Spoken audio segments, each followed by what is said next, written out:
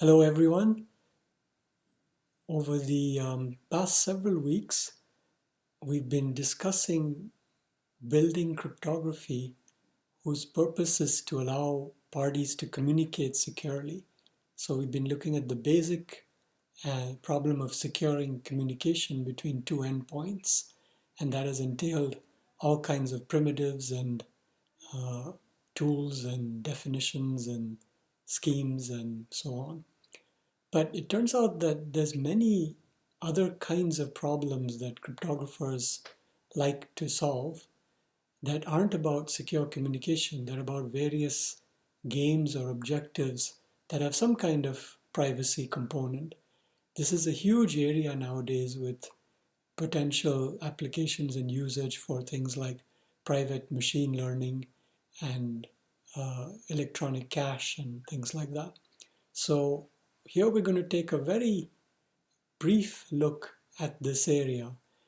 There are so many different elements and protocols and ideas in this area that it would take years to go through all of them. And so the best I'll be able to do is just illustrate a few of the main ones. So let's start with this scenario that you want to set up a casino that functions online. You want a very simple game where a player pays a certain amount, like $1, and the casino has a guess value, has a target value, which is a number chosen randomly between 1 and 100. The player submits a guess, and the casino simply sees if the guess matches the target.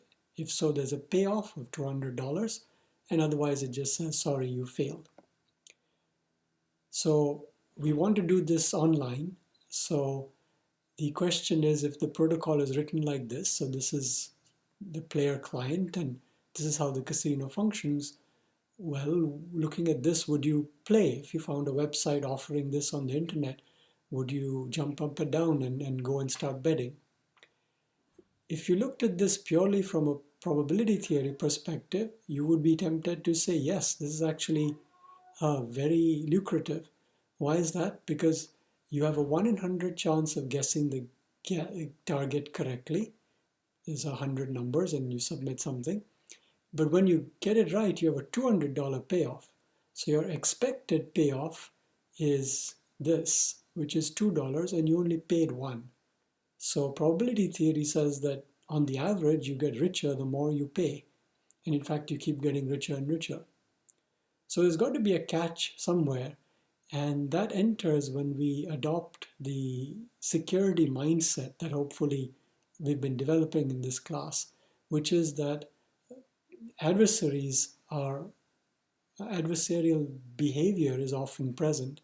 And in this particular case, there is nothing here to ensure that the casino is actually doing this, which is what it says. What if it decides to get your guess, then pick a target number which is something different from your guess and claim that you didn't win? How would you know? So you might say, well, if you played this really, really often, you would know or something. Maybe they would sometimes let you win and claim otherwise it was just luck. Very hard to tell. This situation means that if we want to take a game like this and put it online, it's not clear how to do it. Now, looking at that situation, the player, having seen the protocol, might complain and say, look, it's pretty clear that you can cheat in this protocol, so I'm not going to play that. Let's play it a different way. I pay my $1, then you pick a target, and I need to know that you really picked it properly, so you send it to me, and then I'll place my guess. And now if the guess equals the target, then I win. And that's a lot of fun for the player, but the casino just laughs. Clearly, if it reveals the target here, there's no way that the player is going to lose. It can always just guess that. So this seems kind of silly, but why are we bringing this up? Because in the end, it illustrates what's at the heart of the problem. Maybe it's a kind of a catch-22 situation. The issue is that neither player can go first. If the casino goes first and chooses its target and reveals it, then the guess can be made a function of that and the player wins. If the player chooses his guess before the target, then the casino can choose the target to be independent of the guess and the casino wins. So it looks like somehow we have a contradictory, almost impossible situation to try to resolve. Okay, but how can we get around this? Let's first think, before we get to what's shown on the slide, of what kind of might be happening in a real casino. If you imagine playing this game, I would imagine it going something like this. So the casino would begin by picking a random number t in the range 1 through 100. But it wouldn't just keep that. What it would do was write it down on a piece of paper or a card and then put that card face down on the table in front of me. Now, with that card there, I would say what my guess is. And I can just write it down or say it openly. And now the casino flips open its card, and then we see if there's a match or not. And you notice if you do it that way, neither party really has an advantage. The casino cannot change what's written on the card after seeing your guess because the card is already present face down on the table. The fact that it's face down, on the other hand, means that the player is not able to base its guess on the actual value of the target. So what we see here is a similar thing, but done somehow in a way which takes into account that the parties are not physically co-located. Maybe they're at different locations. And in this version, we use physical objects. We're going to use safes. So you go to the store and you buy a safe. And what is this? It's some metal box. You can put something in it. And by this, I'll denote that I opened it and put in a piece of paper with some value written on it. And the safe has a combination or key that can be used to open it. So what the player does is it goes out and buys such a safe. It has the combination, so it can open it. And then it puts its guess inside the safe and locks the safe. And then it ships that over to the casino by some means together with its $1 payment. The casino gets the safe, and then it picks its target value at random from 1 through 100 and sends that over to the player. And now the player sends the casino the key to open the safe or combination. And the casino then opens the safe and extracts the guess. And then if the guess equals the target, it returns the payoff, and otherwise nothing. So that's how a physical version of the protocol would run. And now if we look at this, we see that it kind of works. Why is that?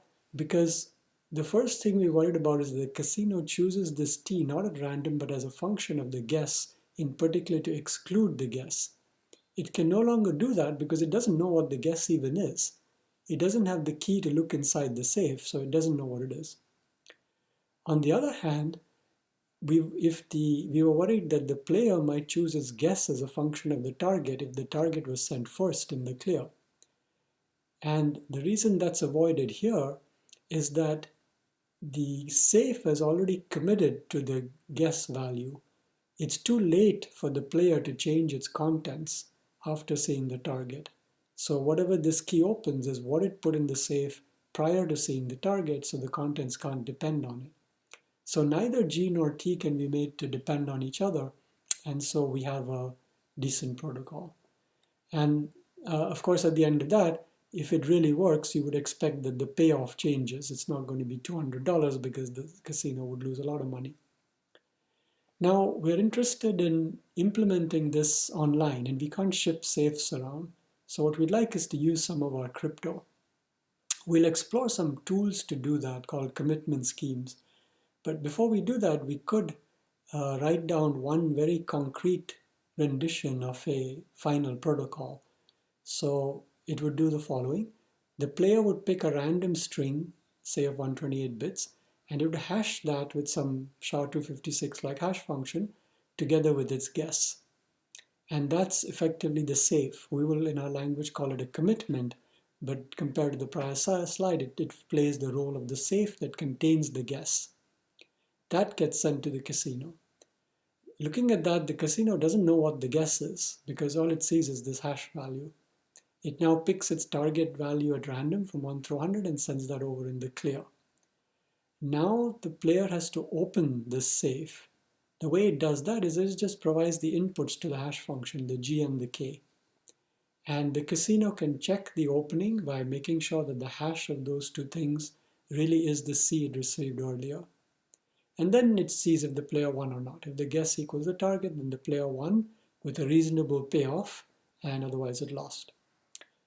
And studying these things, what we'll see is that this effectively has the properties we got from those physical safes. And we will encapsulate those properties now in a primitive we call a commitment scheme. We'll look at definitions and constructions of that and eventually kind of wind our way back to this particular protocol. So as usual, when we have a new primitive, we start with some syntax. So a commitment scheme is specified by 3 algorithms, one called P for parameter generation, one called C for commitment, and one called V for verification. Now it's supposed to represent these safes, but it does so in a way that's maybe a little bit indirect. The purpose of the parameter generation algorithm is to just produce some information that might be useful for the rest of the scheme. Often this is nothing, so it will be the empty string, but it might be something like the description of a group of some prime order or a generator of a group or something like that. Now the commitment algorithm takes that, and it also takes a message M. The message is whatever you want to commit to, which in our example would be the player's guess. The player is the one who runs the committal algorithm. The committal algorithm is effectively the safe, but more precisely, it's the safe creator. You can think of it as the entity that makes the safe, and C, the committal, is actually the safe itself. This committal is what contains the message. What about the decommittal key? Well, the safe creator outputs that along with the safe. So this creator takes the data and says, here's the opening key, and here's how I've encapsulated your data, and you can now open it later with this key. So the player who runs this gets both these objects and can then ship this over to the casino. The final piece of algorithmic feature that's provided by commitment scheme is a verification algorithm. That will take the message, the committal or safe, and the combination or key, and check that they match up. So its job is to simply say, okay, I agree that this committal corresponds to this message and this key. And if so, then it outputs 1, otherwise 0. And so here is the way you map it back to our prior example. So let's explore some properties, security properties that we want from this committal scheme with an eye to implementing this casino example. So there are 2 properties, and the first is called hiding. What hiding means is that when you get the safe, which is the committal, also perhaps called the ciphertext, the C value, it doesn't actually tell you anything about the contents. The contents M, the message, which in our example is the guess, remains hidden. So now what does that mean a little bit more precisely? Suppose I take a certain message and I run the committal algorithm with these public parameters. That algorithm is randomized, so it's potentially going to use coins. And formally, as per the prior picture, what it outputs is not one thing but 2 things. It outputs a committal and it outputs this key. When we say that the committal doesn't reveal the message, I mean that you get the C value. You don't get the K value, just the C value, and you're trying to figure out M, and you should fail to do that. So that's a fairly sort of natural property reflective of many things we've seen before. The other one is a little more subtle in terms of mapping to the application, and it's called binding. What makes it more interesting is that it's kind of obvious that a safe has the hiding property. A safe is indeed designed to make sure the contents are not revealed if you don't know the key. But safes also have a binding property, and that's not something we usually recognize or name. So what does this property say? It says that an adversary is trying to create a weird safe C. This safe has the property that there are actually two combinations that open it. And depending on which combination you use, the contents are different. It's as though you could somehow have two compartments in a safe, have different things in each, and then supply a key that would open one of them or the other depending on what you wanted. And security says you can't actually do that. So now let's translate it to the formalism. We have our commitment scheme with its three algorithms. And what the adversary is trying to do is find a single committal and two messages and two keys. What should be true is that if you tell the adversary, here's my committal, here is the first message and key, do they work? Are they consistent? Does it look like this was produced from these two? The verification algorithm is supposed to determine that, says, oh yes, it looks fine.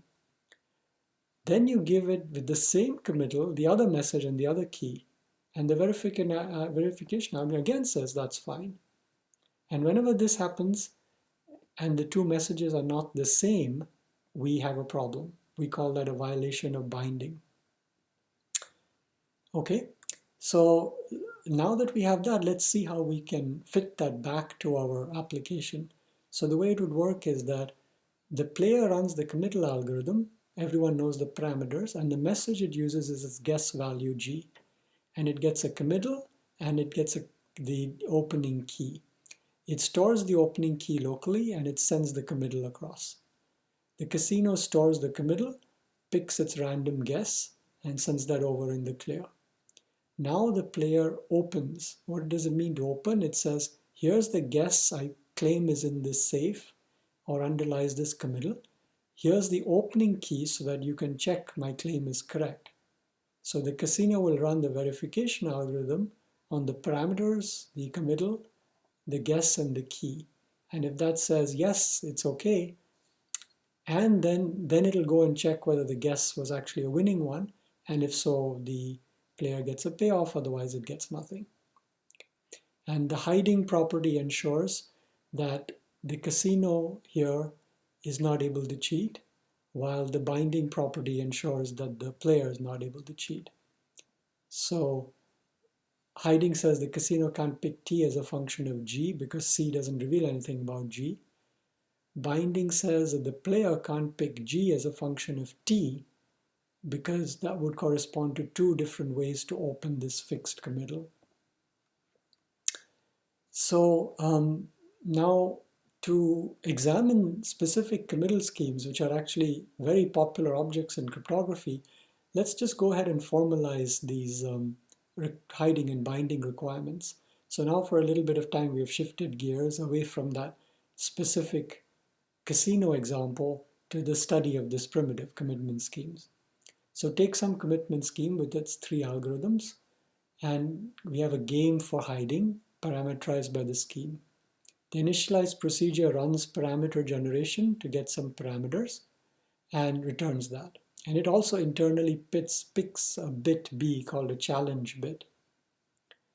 Then there's a procedure which we call left or right because we're capturing privacy, and we're going to effectively use exactly the same idea as encryption, that there's going to be two messages submitted. One will be encrypted, and it's up to the adversary to figure out which one.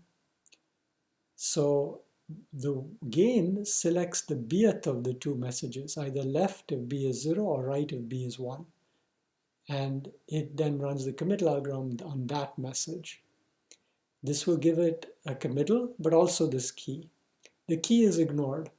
What's returned to the player is, or adversary here, is only the committal. And from this, the adversary is supposed to figure out the value of this bit B. So it trundles along, and eventually maybe it thinks it has that value.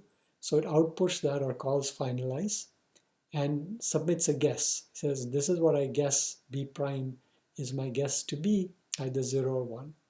And if the guess is correct, then the game returns true, otherwise false. And so the adversary wins if it simply figures out whether this was the left or right message being committed to. Now, when we've in the past written IND-CPA style games, we've actually written two games, left and right, and viewed the advantage as the difference of the probability of the adversary returning 1 in the two games. Here, it's being done a little bit differently and more compactly. We've put the choice of the games inside and thereby turned the two games into one game. But it's effectively equivalent. You do, however, have to notice that the advantage has to be slightly reformulated and adjusted. The reason for that is that the adversary can always win with probability of half. That's very easy. It can output B prime, let's say always 0. Since B is 0 with probability of half the time it'll win. But that doesn't mean anything. So the advantage adjusts for that. It multiplies the probability of winning by 2 and subtracts 1, because now if this probability is a half, the advantage is 0. So we have our definition of the advantage and we interpret it as usual. What's the binding game? The game is somewhat simpler because there's no non-trivial exported oracle. So it says that you take your scheme and the initialized procedure of the binding game associated to that scheme begins by running parameter generation. That'll return parameters and the adversary gets that. And then the adversary's job is to simply create a committal and two messages and key pairs that open it. And when it does that, it just outputs them and then finalize checks if it works. So what does it mean that it works? It runs the verification algorithm of the scheme with this committal and the first message key pair. Then it does the same with the same committal, but the second message key pair. And victory for the adversary means those are both accepting. So both those bits are a 1. But additionally, the messages are different. So this has violated binding in the sense that the committal didn't bind the creator of it to a unique value of the message. There were two possible messages that underlay it. So the binding advantage of A is simply the probability that it wins. Okay, so now we have definitions for commitment schemes. We could ask how we can build them. Well, we have tons of crypto tools, so we can start by trying to exploit them. And one natural thing to try is symmetric encryption. Why is that? Because ultimately a committal is hiding the message. So it looks like there's some encryption going on. So let's do it this way. I'll start with a symmetric encryption scheme with its 3 algorithms. If you want to think of an example, it's like CBC or counter mode of AES. And I'm now going to build a commitment scheme, which means I have to tell you how all 3 of these algorithms work. Parameter generation simply returns the empty string, so nothing non-trivial going on there. How do I commit to a message? Well, effectively, I want to encrypt the message so that it's kept private. But here, there isn't any key, at least so far. While an encryption algorithm takes as input a key, the committal algorithm doesn't. But the way we get around that is we just pick the key inside the algorithm. So it picks the key at random from this key space or key generation algorithm, and then it encrypts the message under that key to get a committal. And the committal in this case is a ciphertext for this encryption scheme. It returns the ciphertext or committal, and this committal algorithm is supposed to also return this key, so it also does that. How do you verify? Well, when you verify, you have a committal, a claimed message, and the claimed key. So what you could do is you could decrypt the ciphertext with this key using the decryption algorithm here and see if you get back the message. And if so, you say, okay, that's good, they match up. And otherwise you say, no, they don't match up. Okay, those are the algorithms. So we now have an example scheme and we can ask, is it secure? Meaning, is it hiding and binding? So if we look at it for those purposes, we see that hiding works quite naturally and obviously. The reason is that the committal is just a ciphertext under a key that the adversary knows nothing about. In the hiding game, the adversary gets this committal, it doesn't get the key, and is trying to figure out whether this committal was created by applying the algorithm to M0 or to M1. But that's exactly the IND-CPA game. So it translates very nicely. And that's indeed why we went this route. The difficulty is the other side doesn't work at all. So there the goal is for an adversary to violate binding is to find a ciphertext and two messages and two corresponding keys such that this same ciphertext decrypted with the first key gives the first message and decrypted with the second key gives the second message. But nothing we've ever asked for in encryption says that that isn't possible. It's just not something we cared about or came up in the encryption context. So if all I know is this is a 9DCPA scheme, there's just no reason to think something like this holds. Furthermore, it really actually doesn't hold. If you take any particular scheme we study, like cipher block chaining or counter mode or whatever, you'll see that it's quite easy to come up with attacks which violate binding. So this kind of half worked, but we didn't really get there. Still, we're going to try something along the same lines. We're going to just switch from using symmetric encryption to using asymmetric. But we're going to do that in a little bit of a different way. And to do that, we first need a little bit of notation or a closer look at what it means for encryption schemes to be randomized. So let this be an asymmetric encryption scheme, maybe some RSA or discrete log-based things. Now, usually we write encryption like this. It's a randomized operation. Given the public key and message, it returns a ciphertext.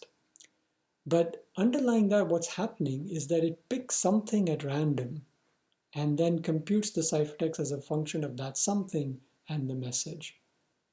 So we want to make that explicit. What we do is we consider a space from which certain choices of random objects are made.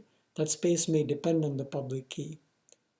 And we write this process now as saying pick that something at random, and then think of the encryption algorithm now as taking the message and this other object. And the idea is that this change in notation is done in such a way that these two processes are equivalent. So whether you write these two lines or these two lines, it's identical.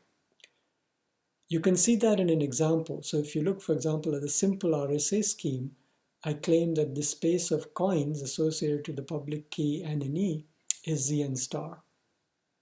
Why is that? Because if you look at the encryption algorithm, what it does is it picks k at random from Zn star, and then it does stuff. It creates k to the e and puts that in the ciphertext, and it hashes k with some hash function and adds the message and puts that also in the ciphertext.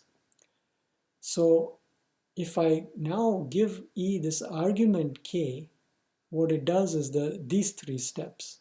And then if I look at it this way, the whole thing becomes equivalent to all of this. Right? So it's just a refactoring of how public key encryption works. So why do we want this? Because here's how I want to create a commitment scheme from an asymmetric encryption scheme. So I take the ladder as given, I assume it's signed DCPA, and now when I create my commitment scheme, the parameter generation algorithm is no longer trivial. What it does is it runs the key generation algorithm here to get a public secret key pair. Then it sets the parameters to the public key and returns that. So what this is doing is it's saying all users know this public key, and that's somehow going to be used in the committal scheme. One can ask here, but what happens to the secret key? Well, it's forgotten. We imagine this is run by some trusted entity. It does this, it publishes this public key, and then it dies, and the secret key is never used, never visible to anyone. However, the fact that the secret key exists, as we're going to see, is important for arguing security. How do you commit to a message with this parameters, which are now the public key? If you remember earlier in the symmetric case, committal had picked an encryption key at random. It no longer does that. It's going to use PK. But the encryption algorithm is randomized, and what it's going to do is it's going to explicitly, as we saw on the prior slide, pick that randomness so that it has a name for it and it knows what it is, and it calls that K. Now it can encrypt the message with that randomness, which is equivalent to the usual encryption. It returns the ciphertext as the committal, and it returns these coins as the decommittal key. When you want to verify, you have the parameters, which are the public key, a committal and a claimed message, and a claimed decommittal key. So how do you check that they match up? There's first a trivial check. You make sure that this is in the correct space. And if that passes, what you do is you don't, like in the symmetric case, try to do some decryption. You actually do re-encryption. You encrypt with this public key the message, and you see you get back the ciphertext. But in general, this operation is randomized. You can't re-encrypt the message and get back the same thing. But you can if you know the coins. So this algorithm with its two arguments is deterministic. So you can reapply it and see if you get back the ciphertext. So that's it. So now let's again check security. Well, hiding has worked just like in the symmetric case. If you look at the committal, it's just an asymmetric ciphertext produced by this encryption algorithm with proper random coins. So you're exactly covered by the INDCPA assumption on this scheme. The adversary is just looking at encrypted messages. The problem earlier had been binding, but it turns out that we've solved that. So, and why have we solved that? Because the goal of the adversary in violating binding would be to create a ciphertext with two different decryptions. Relative to the one public key, it has to find two different messages which both encrypt to this ciphertext. But that's not only hard to do, it's actually impossible. Why is that? Because of the correct decryption requirement, not for any reason of security, but because we know that decryption reverses encryption. So if you have this ciphertext, there's only one message it can possibly decrypt to, the one that you would get by decrypting under the secret key. I don't have to perform the decryption to make the claim that that is the case. It's just a mathematical fact. Algorithmically, we don't do any decryption anywhere. But the fact that it's possible tells us that two different messages can't possibly map to the same ciphertext. And that gives us the binding condition. So we now have a good method, but still one might see that it's relatively inefficient because it's using public key crypto, and that's slower than symmetric crypto by orders of magnitude. Can we do it with just some block ciphers and hashing type thing? So let's try with a hash function. So we take like SHA-256, and here's how we build our commitment scheme. The parameters are empty. When you want to commit to message M, you simply hash it. And you could set the decommittal key to the message itself, and you return the committal and the decommittal key. How do you verify that hash? Well, what is supplied here are the committal and a claimed message and key pair. So what the algorithm does is it just hashes the message and sees if it gets back the committal. It just checks this equation. And for good measure also that the key provided is accurate, which is that it equals the message. So that's another scheme. Does this one work? Well, the nice thing about this one is we do get the binding property quite easily under the usual assumption on the hash function, which is collision resistance. So violating binding would mean finding collisions in the hash function. It would amount to finding two different messages that hash to the same C, because that would mean that they can both be opened to C. So that's good, but it's not going to be hiding. And one way to see that is to remember that our hiding requirement is very strong. It's an INDCPA style hiding. It's not saying something like, can you recover the message from the committal, even though even that actually isn't in fact met. So now here's an example to see why it isn't hiding. We can just look at the usage in the internet casino. There the message was a guess, but everyone knows that the guess has a very small range. It's just a number between 1 and 100. So when the adversary or the casino gets the committal, and it's trying to figure out the message. Remember, this is the ciphertext. It's supposed to encrypt the message. It can actually figure it out. How does it do that? Well, it just cycles through all possible values of the message and hashes each of them and sees when it gets back this committal. And whenever it does, it has the message. And fundamentally now looking back, we see what the problem is. No privacy is really possible in the INDCPA sense without randomization. And this whole thing is deterministic. So we really can't be expecting much of anything in the way of privacy. But we learned something, which is that we figured out that you can map the binding quite easily to collision resistance. So here's a better scheme that is in fact the one we saw in our very first crypto rendition of the Internet Protocol. What it does is it just randomizes the hash function before hashing the message. So you pick a random 128-bit string as the key, you prepend that to the message, and then you hash to get the committal. And you return the committal and the key. When you need to verify, you would take the committal, the claimed message, and the key, and just check. You would hash the key and the message and see that you get back the committal value. And the claim is that this, by and large, works, at least if you have a good hash function. The prior problem of being able to violate privacy will go away because you cannot rehash candidate messages. The reason you cannot is you don't have the key. So you don't know what to put here when you're rehashing. And on the other hand, the binding continues to follow from collision resistance. It turns out that commitment schemes are extremely widely used. It's a basic building block in all kinds of different crypto protocols, including zero-knowledge proofs. So people study them a lot and they build lots and lots of different ones. Okay, so as indicated at the beginning, this is just kind of a tour of example protocols. So let's go to another example, which is actually kind of related to the prior one. So all through the class, we've seen Alice and Bob cooperating to prevent some adversary from eavesdropping on their communications or impersonating them and so forth. But then things went wrong and they aren't getting along, and now they're getting divorced. They want to decide who keeps the car. It was pretty expensive.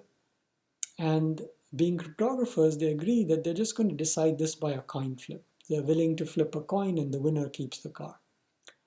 Now, if they were co-located, that may be quite easy. Flip a coin, see if it lands heads or tails. The problem is, by now Alice has moved to New York and Bob is in Los Angeles.